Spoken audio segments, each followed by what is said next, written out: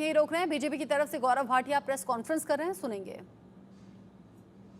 आज ममता बनर्जी का जो पश्चिम बंगाल में है ये कर क्या रहा है, और कोई राजनीति नहीं है, लेकिन कुछ कड़े सवाल जरूर हैं जो पूछे जाएंगे। इस पिटीशन में याचिकाकर्ता जो मृतक है, द डिसीज्ड, उसके पेरेंट्स हैं। ये बड़ा अहम है। ये जो आरोप लग रहे हैं, ये आरोप लगा कौन रहा है? आरोप लगा रहा है एक पीड़ित परिवार जो अपनी बेटी के लिए न्याय मांग रहा है, एक महिला मुख्यमंत्री ममता बनर्जी से। और ममता बनर्जी को पीड़ा नहीं हो रही, दर्द नहीं हो रहा, और यह कहना गलत नहीं होगा कि निर्ममता बनर्जी की न्याय देने की क्षमता पे सवाल उठा है। आज निर्ममता बनर्जी न्याय नहीं दिलवा पा रही। हम सब जानते हैं कलकत्ता हाईकोर्ट ने इस आदेश में पूरी जांच को सीबीआई को ट्रांसफर किया है। लेकिन क्या परिस्थिति थी, क्या ऑब्जर्वेशंस है, रेशियो क्या है इस जजमेंट का कि ये इन्वेस्टिगेशन को ट्रांसफर करना पड़ा? और बड़ी जिम्मेदारी से मैं कहूंगा, ऐसा प्रतीत होता है जजमेंट पढ़ने के बाद, और मीडिया ने जो भूमिका अदा करी है, जो तथ्य सामने रखे हैं कि ममता बनर्जी किसी को बचा रही हैं। ये कौन है, ये लोग कौन हैं? ममता बनर्जी को आज जवाब देना होगा। क्राइम सीन, एक वरिष्ठ अधिवक्ता होने के नाते आपको बता दूं, जो पहले 48 घंटे होते हैं ये सबसे महत्वपूर्ण होते हैं एविडेंस कलेक्शन के लिए, फोरेंसिक जांच के लिए। और ममता बनर्जी ने एक बयान दिया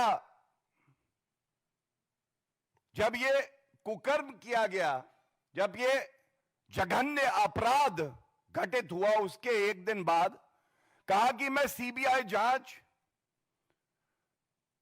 ट्रांसफर कर दूंगी कुछ दिनों के बाद।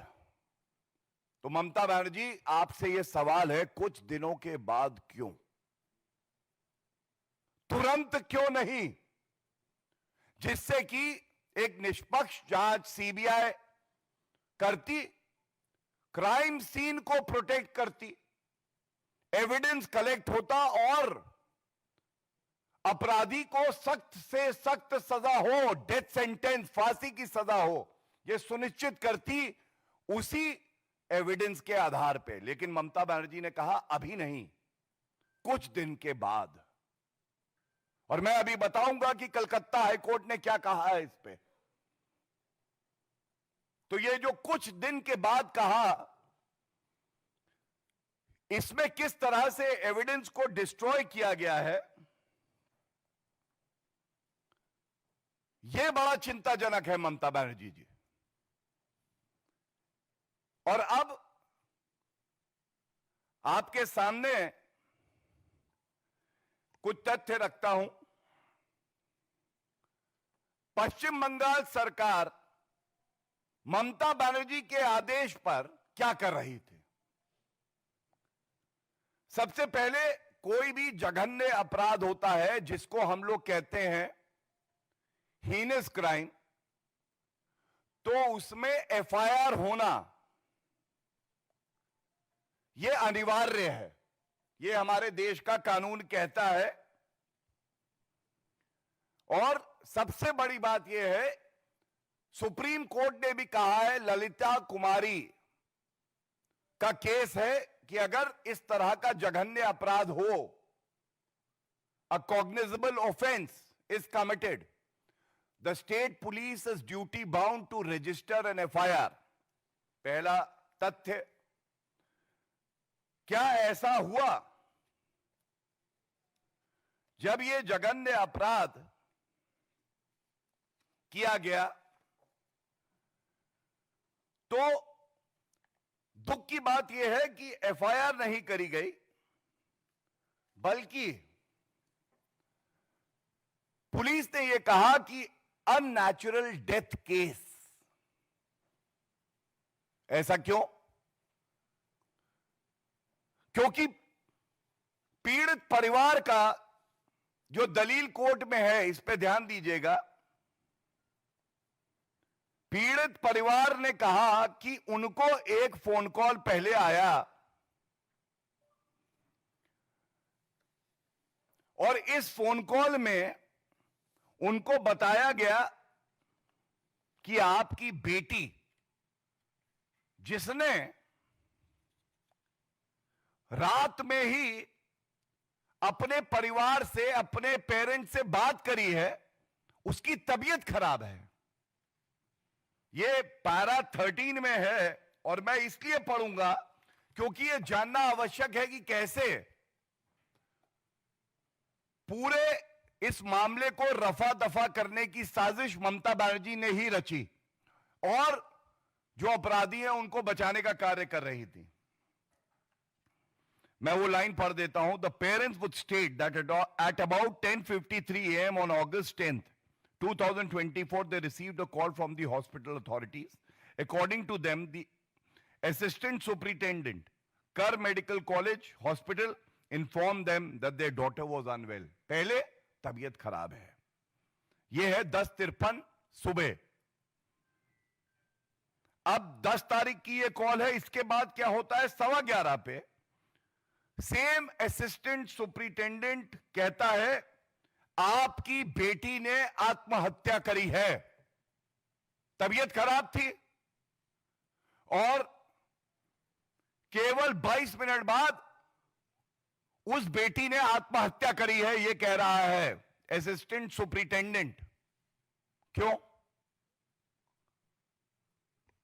जब हम सबको पता है कि हमारी बहन के साथ दुष्कर्म हुआ और उसका पार्थिव शरीर वहीं पे पड़ा था, तो ये नई स्टोरी क्यों रची जा रही थी? इसके बाद वहां पे प्रदर्शन होने लगता है। मां बाप हमारी बहन के तुरंत वहां पहुंच जाते हैं और यह किसके कारण हुआ कि 3 घंटे तक उनको इंतजार कराया जाता है और जो पार्थिव शरीर है उनकी बेटी का, उसको देखने भी नहीं दिया जाता है। यह निर्ममता बनर्जी नहीं है तो क्या है? 3 घंटे तक पीड़ित परिवार इंतजार करता रहा कि वो अपनी बेटी का पार्थिव शरीर देखे। And why it becomes very important right now is the change in version. As I said, your daughter is unwell. Your daughter has committed suicide. And Gaurav Bhatia, जो कि पश्चिम बंगाल के कोलकाता में हुए रेप और मर्डर केस को लेकर टीएमसी से सवाल कर रहे थे, ममता बनर्जी से सवाल कर रहे थे। इस खबर को लेकर अपडेट ये भी है, कोलकाता रेप वाले केस में हॉल के बगल में तोड़फोड़ की खबर है। मरम्मत के नाम पर यह तोड़फोड़ हो रही है और इस तोड़फोड़ को लेकर कई सवाल भी हैं। महिला आयोग की टीम ने तोड़फोड़ अभी रुकवाई है। सीबीआई की टीम भी हालांकि ऑलरेडी इस पूरे मामले को लेकर जांच शुरू कर चुकी है और अब खबर ऐसी कि उस मेडिकल कॉलेज में लेकर भी सीबीआई की टीम आरोपी को लेकर गई है, लेकिन यहाँ जो तोड़फोड़ हो रही है उस पर महिला आयोग की टीम ने एतराज जाहिर किया है और कहा है कि इससे जांच प्रभावित हो सकती है। अभी फिलहाल ये जो तोड़फोड़ और मरम्मत का काम है इसे रुकवा दिया गया है। कोलकाता रेप वाले हॉल के ठीक बगल में ये तोड़फोड़, जिसकी तस्वीर आप देख भी रहे हैं, रिपेयर के नाम पर ये तोड़फोड़ शुरू हुई, लेकिन महिला आयोग की टीम ऐसा मान रही है कि इस तोड़फोड़ के बाद सबूत प्रभावित हो सकते हैं, जांच प्रभावित हो सकती है, इसीलिए इस तोड़फोड़ के काम को अभी यहीं पर रुकवाया गया है। कोलकाता से इस वक्त का बड़ा अपडेट, ताज़ा अपडेट जहां पर एक्शन में सीबीआई की टीम लग रही है। उधर बीजेपी हमलावर है ही। थोड़ी देर पहले गौरव भाटिया इस बात को लेकर प्रेस कॉन्फ्रेंस भी कर रहे थे। डॉक्टर से दरिंदगी करने वाला जो अभी कथित संजय रॉय नाम का आरोपी है, उसे पकड़ा तो गया है, लेकिन उसकी बातों में सच्चाई क्या है, क्या वो अकेला था, ये सब बातें सीबीआई की टीम पता कर रही है और लेकर पहुंची है मेडिकल कॉलेज में, ठीक उसी जगह जहां पर इस घटना को अंजाम दिया गया। अब क्या कुछ आरोपी के बयान हैं, क्या कुछ असल में घटनाक्रम हुआ, उन सभी बातों का मिलान करेगी सीबीआई हर एंगल से जांच कर रही है। साथ ही साथ महिला आयोग की टीम ने इस तोड़फोड़ और मरम्मत के काम को यहीं रुकवा दिया है, क्योंकि महिला आयोग की टीम कह रही है जांच प्रभावित होगी।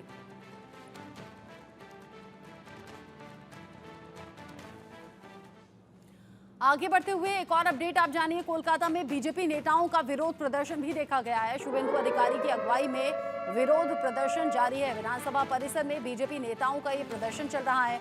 सीएम ममता बनर्जी के इस्तीफे पर बीजेपी अब अड़ी हुई है। बीजेपी कह रही है कि जब इस तरह की घटनाएं, लगातार महिलाओं से जघन्य अपराध की घटनाएं सामने आ रही हैं, तो क्यों नहीं ममता बनर्जी इस्तीफा दे देती। बीजेपी नेताओं ने किया है प्रदर्शन। कोलकाता में प्रदर्शन हुआ है। शुभेंदु अधिकारी की अगुवाई में ही ये विरोध प्रदर्शन हुआ, जिसकी तस्वीरें आप देख भी रहे हैं।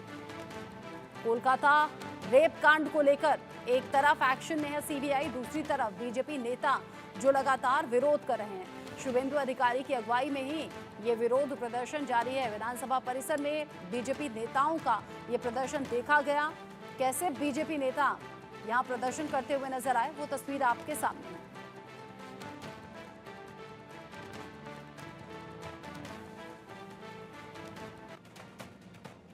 आगे बढ़ेंगे, अगली बड़ी खबर आप जानिए। विभाजन विभीषिका दिवस पर सीएम योगी ने बयान दिया है। वो कह रहे हैं कि जाति के नाम पर विभाजन की कोशिश अभी हो रही है। बांग्लादेश में